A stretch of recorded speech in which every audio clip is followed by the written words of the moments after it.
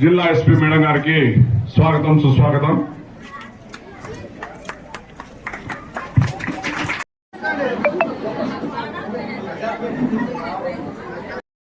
పాలసముద్రం పాఠశాల జెడ్పీఐ school head master గారిని వేదికపైకి రావాల్సిందిగా కోరుతున్నాం. మేడం గారిని పాఠశాల విద్యార్థినులు దుశ్శాలతో సత్కరిస్తున్నారు.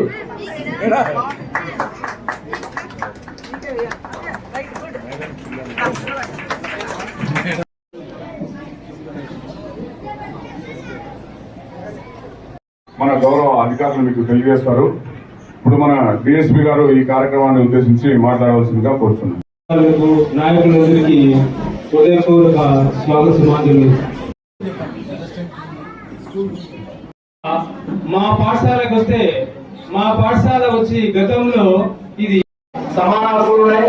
ప్రతి ఒక్కరు కూడా కులం పట్ల కానీ, ప్రాంతం పట్ల కానీ, మతం పట్ల కానీ, దేశం పట్ల కానీ ఎటువంటి భేదాభిప్రాయం లేకుండా అందరినీ సమానంగా ట్రీట్ చేయాలనేది ఉద్దేశం. ఏదైనా ఒక డిస్క్రిమినేషన్ వచ్చిందనుకో అంటే తేడా వచ్చింది, వ్యతిరేకత వచ్చింది, భేదాభిప్రాయాలు వచ్చినాయి, అప్పుడు మీరు ఏం చేయాలి? మీరు దాన్ని అనుభవించకూడదు, దాన్ని భరించకూడదు. అది ఖచ్చితంగా పోలీసు వారి దృష్టికి కానీ, లేకపోతే సంఘాల వారి దృష్టికి కానీ, లేకపోతే మా పై అధికారులకు కానీ మీరు ఖచ్చితంగా దాన్ని తెలియజెప్పి ఎక్కడికి మీకు ఏవైతే హక్కులు ఉన్నాయో, రాజ్యాంగం ఏదైతే హక్కులు కల్పించినారో వాటిని మనం సాధించుకొని తీరాలి. మీరు ఏమీ చెప్పకపోతే, మీరు ఎవరికి సంప్రదించకపోతే అది ఎట్లా తెలుస్తుంది? మాకు అట్లా అనుభవిస్తారా? మీరు అనుభవిస్తారా? అణచివేతలు కానీ, వ్యతిరేకత కానీ, దొంగ ప్రమాణాలు కానీ పాటిస్తే మీరు అనుభవిస్తారా? అనుభవించకూడదు. అటువంటి ఎట్టి పరిస్థితుల్లోనూ మనం దాన్ని ఎదుర్కోవాలి. దానికి మేము ఎప్పుడు సిద్ధంగా ఉంటాం. మీరు ఎప్పుడైనా ఫోన్ చేయొచ్చు, స్వయంగా రావచ్చు. ఈ కాలంలో దళితులను ఉపయోగించుకొని, ఎస్సీ ఎస్టీలను ఉపయోగించుకొని వారి సంప్రదాయాలు వాడుకోవాలని చూస్తుంటారు. అట్లా కూడా మీరు ఉపయోగపడకూడదు. మీకు న్యాయం జరుగుతుంది, అన్యాయం జరిగితే ఎంతవరకైనా పోరాడండి, దాన్ని మేము సిద్ధంగా ఉంటాం. మీరు ఇతరుల వాళ్ళ చేతుల్లో కీలుకోమని మరి వాళ్ళకు ఉపయోగపడే విధంగా వాళ్ళు ఏదో చెప్పుకున్నట్టు ఎట్టి పరిస్థితుల్లో మన చట్టాన్ని కానీ, రాజ్యాంగాన్ని కానీ దుర్వినియోగపడతారు. ఎందుకంటే చాలా మంది నేను చూస్తుంటాను, వెహికల్ లోన్స్ వస్తాయి, సబ్సిడీలు వస్తాయి, ఎస్సీ ఎస్టీ చాలా సబ్సిడీలు వస్తాయి, కానీ వాళ్ళ దగ్గర ఉండదు. పేరు మాత్రం విలువ ఉంటుంది, దాని సబ్సిడీ ఒకరు అనుభవిస్తుంటారు, వాహనాలు ఒకరు అనుభవిస్తుంటారు. ఇటువంటి అన్ని కూడా మీరు అవగాహన కల్పించుకోవాలి. ఎందుకంటే చాలా పథకాలు ఉన్నాయి, చాలా మార్గాలు ఉన్నాయి. వాటికంతా అవగాహన లేక మీరు నాకెందుకులే అంటే ఎప్పటికీ మీరు అట్లే ఉంటారు. మీకు న్యాయం జరగదు. మీరు ముందు ప్రశ్నించినప్పుడే, ఇతరులకు సంబంధించినప్పుడే, మీరు పోలీస్ స్టేషన్ కానీ, సంఘాల నాయకులు కానీ సంప్రదించినప్పుడే మీకు కావాల్సిన హక్కులు వస్తాయి. మీరు న్యాయాన్ని పొందగలరు. సంఘటనకు మేడం గారు స్పందించి ఖచ్చితంగా మనం ఇంత అవాంఛం జరిగింది కాకపోతే గ్రామంలో, దాన్ని సందర్శించాల్సిందే. మనం అక్కడ ఉండేవాడిని వాళ్ళు తొలగిన ఉంటారు, వాళ్ళని దళితులను ఎడ్యుకేట్ చేయాలి, వాళ్ళలో ధైర్యం నింపాలి, వాళ్ళకు మార్గం చూపించాలని మేడం గారు ఆదేశించడం, ఆమె ఆదేశాల మేరకు ఈ మీటింగ్ ఏర్పాటు చేసుకోవడం ఎంతో వ్యయ ప్రయాసాలు కూర్చి ఆ సమయాన్ని మన కోసం ఉపయోగించి ఈ గ్రామానికి వచ్చి మీతో మాట్లాడి మీతో స్ఫూర్తి నింపి ఇటువంటి అన్యాయాలు ఇంకోటి జరగకూడదు, ఎవరు గురి కావద్దనే ఉద్దేశంతో ఈ మీటింగ్ ఏర్పాటు చేయాలని ఆదేశించినందుకు ఈ మీటింగ్ అంతా ఏర్పాటు మేడం గారికి ధన్యవాదాలు చెప్పుకుంటూ ఇప్పుడు మేడం గారు ఇచ్చే విలువైన సందేశాన్ని మనం అందరం విలువగా కోరుతున్నాం. సంప్రదాయాలు కాదు భారతదేశంలో తెలుసు కదా అందరికీ, ఎప్పటి నుంచో ఉన్నటువంటి సంప్రదాయాలు. ప్రతి మనిషి అందరూ కూర్చోండి అమ్మ, అందరికి అవి స్వీట్స్ స్నాక్స్ ఏవో పంచుతున్నారు, దానివల్ల గొడవ చేస్తున్నారు. వ్యాప్తంగా ప్రతి నెల కూడా కండక్ట్ చేస్తున్నాం సివిల్ రైట్స్ డే. దానిలో భాగంగా కూడా ఈరోజు మనం ఇక్కడ కండక్ట్ చేస్తున్నాం. అలాగే మీరందరూ కూడా సామరస్యంగా కలిసిమెలిసి ఉండాలి తప్ప ఒకళ్ళ పట్ల ఒక శత్రువులాగా ప్రవర్తించకూడదు అనేది కూడా తెలియజేయడానికి ఈ మీటింగ్ మనం పెట్టడం జరిగింది. మా హిందూ ధర్మం ప్రకారం గ్రంథం ఏంటి? రామాయణమే కదా. ఇంకొకటి మహాభారతం. రామాయణంలో ఉండే భాగాలను ఏమంటారు తెలుసా? ఓకేనా? ఏంటని? మహాభారతంలో ఉండేది పర్వాలు. మహాభారతం ఉండే పర్వాలు ఎన్ని? 18 పర్వాలు. దీనిలో రామాయణంలో ఖండాలెన్ని?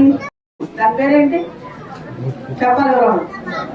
దేశాన్ని పరిపాలించడానికి ఉపయోగపడే ఒక గ్రంథం ఉంది. రాజ్యాంగం. Very good. రాజ్యాంగంలో కూడా ఈ ఖండాలు పర్వాలు ఎలా ఉన్నాయో ఆర్టికల్స్ అని ఉన్నాయి. ఏమంటారు? ఆర్టికల్స్. తెలుగులో అయితే అధికరణాలు. ఓకేనా? సో ఆ విధంగా రాజ్యాంగాన్ని కొన్ని ఖండాలుగా ఆర్టికల్స్ గా విభజించారు. సో ఈ రాజ్యాంగం మొత్తానికి గుండెకాయ లాంటిది ప్రాథమిక హక్కులు. ప్రాథమిక అంటే ఏంటి? మినిమం అంటే కామన్, బేసిక్ గా ఉండాల్సింది ప్రాథమిక హక్కులు. ఈరోజు మనం ఇక్కడ ఒక స్కూల్లో ఈ మీటింగ్ ఏర్పాటు చేసాం. ఈ స్కూల్ ఎవరిది? నీదా? నాదా? ఎవరిది స్కూల్? ఏంటి? ఎవరిచ్చారు దీనికి అధికారం నిర్మించడానికి? ఎవరిచ్చారు? గవర్నమెంట్. ఆ గవర్నమెంట్ కి ఇచ్చినటువంటి ఆ శక్తి, ఆ గవర్నమెంట్ కు వచ్చినటువంటి ఆ శక్తి ఏంటి? ఎక్కడి నుంచి వచ్చింది? భారత రాజ్యాంగం నుంచి వచ్చింది. అట్లా ఉంది కదా. సో అందుకని ఇది అందరికి సంబంధించిన ప్రదేశం కాబట్టి మనం అందరం ఇక్కడ ఎలా కూర్చున్నాం? సమానంగా కూర్చున్నాం. అవునా కదా? ఇక ఒకరికి జాంగ్రీ, ఒక లడ్డు, ఒకరికి ఇంకేది చెగోడి వస్తుందా? ఏమొస్తుంది? అందరికి ఏమొస్తుంది చెప్పాలి? అందరికి జాంగ్రీలు వస్తున్నాయి కదా. రైట్. ఓకే. సో 3 విషయాలు మెయిన్ గా చెప్పారు. ఒకటి స్వేచ్ఛ, రెండోది సమానత్వం, okay, freedom, equality, fraternity. Fraternity అంటే ఏంటి? సోదరభావం, కలిసిమెలిసి ఉంటాం. ఫ్రెటర్నిటీ సౌభ్రాతృత్వం అంటాం. ఓకే. సో ఈ 3 ప్రధానంగా చెబుతూ ఈ దేశము ఎలాంటి దేశం ఇది? ఒక ఊర్లో కొండలు ఉంటాయి, ఇంకో ఊర్లో నదులు ఉంటాయి, ఇంకో ఊర్లో చెరువులు ఉంటాయి. ఒక ఊర్లో తెల్లగా ఉంటారు, ఇంకో ఊర్లో నల్లగా ఉంటారు, ఇంకో ఊర్లో పొడుగ్గా ఉంటారు, ఇంకో గొట్టిగా ఉంటారు. ప్రతి ఒక్కరు పుట్టుకతో ఎవరు కూడా నేరస్తులు కాదు. పుట్టుకతో నేరస్తుడా? ఏ తల్లికైనా తన బిడ్డ ఎలా కనపడతాడు? పుట్టగానే అందంగా కనిపిస్తారు, చక్కగా పెంచుతారు. వాళ్ళు చిన్న చిన్న నడకలు నేర్చుకుంటే చాలా సంతోషిస్తారు తల్లిదండ్రులు. అలాంటి పిల్ల నేరానికి గురైతే ఆ తల్లిదండ్రులు ఎలా ఉంటుంది? ఆ బాధ ఎందుకు గురవుతున్నారు? ఎలాంటి పరిస్థితులు వస్తుంది? స్కూల్స్ లో నిఘా, ఇంట్లో పేరెంట్స్ పట్టించుకోవడం, పెద్దలు. ఒకప్పుడు ఇంట్లో తాతలు ముత్తాతలు అందరూ ఉండేవాడు. ఎవరైనా పిల్లలు తప్పు చేసిన మట్టిగా వేసి కూర్చోబెట్టేవాడు. అమ్మ భయం లేకపోతే నాన్న భయం, నాన్న భయం లేకపోతే నానమ్మ భయం, తాత భయం ఉండేది ఒకప్పుడు. ఇప్పుడు ఎవరింటికి వాళ్లే కాబట్టి పిల్లలు తల్లిదండ్రులు లెక్క చేయట్లేదు. వాళ్ళ ఇష్ట ప్రకారం వాళ్ళు ప్రవర్తిస్తున్నారు. పక్క వ్యక్తి పట్ల గౌరవం లేదు, చట్టం న్యాయం అంటే భయం లేదు. ఇవన్నీ కూడా మనము రోజుకి దిగజారిపోతాం. ఈ దిగజారిపోవడం వల్ల సమాజం ఎట్టుపోతుందని పెద్దోడు బాధపడుతున్నారు, ఆందోళన చెందుతున్నారు. వాళ్ళు అప్పుడు పరిస్థితి ఇప్పుడు పరిస్థితి ఊహించుకుంటున్నారు. నేను అందుకని ఏం చెప్తున్నామంటే ఉన్నంతలో పోలీస్ డిపార్ట్మెంట్ బాధ్యతగా రాజ్యాంగం ఇచ్చినటువంటి స్వేచ్ఛ, సమానత్వం, సౌభ్రాతృత్వం, ప్రతి వ్యక్తి స్వేచ్ఛగా జీవించడానికి, స్వేచ్ఛగా సంచరించడానికి, కులం, మతం, భాష, ప్రాంతం భేదాలు లేకుండా అందరూ కూడా సమానంగా జీవించడం కోసం భారత రాజ్యాంగం ఇచ్చినటువంటి హక్కులు, బాధ్యతలు ఏవైతే ఉన్నాయో వాటిని మనం అందరం తెలుసుకొని ప్రతి ఒక్కరు మనుషులే. సమాజ స్థాపనకు అందరూ అవసరం. ఒక బార్బర్ ఎంత అవసరమో ఒక కొమ్మరి కొండలు చేసేది అంతే అవసరం. ఈ ఏమంటారు వడ్రంగి పని అంతే అవసరం. పంగాలు పెట్టుకోవడానికి, పెళ్లి చేసుకోవడానికి ఎవరు కావాలా? అంశాలు అవసరం. ఓకే. అందరికి పెళ్లి భోజనం పెట్టేది ఎవరు? రైతు, పంట పండించాయి అవసరం.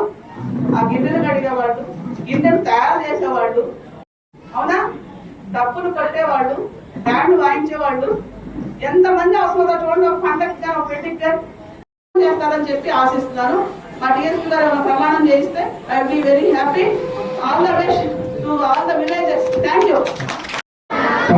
మేము ఎవరి పట్ల కులాలకు అతీతంగా మతాలకు అతీతంగా స్వేచ్ఛ పట్ల కానీ సమానత్వం కానీ సౌభ్రాత్వాన్ని కానీ భంగం వాటిల్లకుండా కలిసిమెలిసి గ్రామంలో అన్నదమ్ములే ఉంటామని ఈ మీటింగ్ పూర్వకంగా ప్రమాణం చేస్తున్నాము.